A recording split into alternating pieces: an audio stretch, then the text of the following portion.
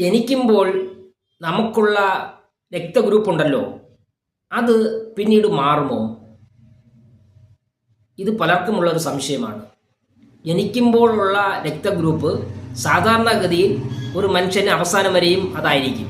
പക്ഷേ അങ്ങനെയല്ല, പലർക്കും രക്തഗ്രൂപ്പ് മാറാറുണ്ട്, വീണ്ടും അത് തിരിച്ചു വരികയും ചെയ്യും പഴയ ഗ്രൂപ്പിലേക്ക്. ഇതാണ് ഇപ്പോൾ വൈദ്യശാസ്ത്രം കണ്ടെത്തിയിരിക്കുന്നത്. നമ്മളിത് അറിയുന്നില്ലെന്ന് മാത്രമേ ഉള്ളൂ. എന്നാൽ പലരും അറിയുന്നുണ്ട്. ചികിത്സയുടെ ഭാഗമായിട്ടുമൊക്കെ രക്തഗ്രൂപ്പ് സ്ഥിരമായിട്ട് പരിശോധിക്കുന്നവർക്ക് അത് അറിയാൻ കഴിയും.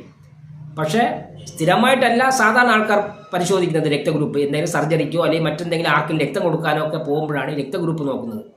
അങ്ങനെ നമ്മളത് അറിയുന്നില്ല, കൂടുതലായിട്ട് കാര്യം ഗൗരവമായിട്ട് നമ്മൾ മനസ്സിലാക്കുന്നില്ല.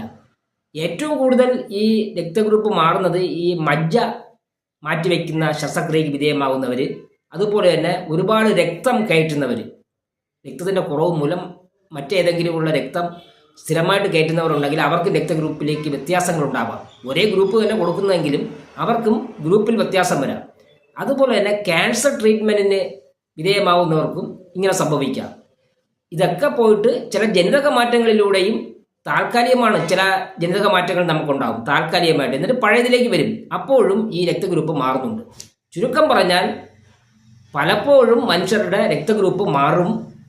അതിൽ മിക്കവാറും ഉള്ളത് തിരിച്ച് പഴയ ഗ്രൂപ്പിലേക്ക് തന്നെ വരും. പക്ഷേ അപൂർവമായിട്ട് കുറേ സന്ദർഭങ്ങളിൽ അത് പുതിയ രക്തഗ്രൂപ്പായിട്ട് തന്നെ നിലനിൽക്കുമെന്നാണ് പുതിയ ശാസ്ത്രീയ പഠനങ്ങൾ, വൈദ്യശാസ്ത്ര പഠനങ്ങൾ പറയുന്നത്.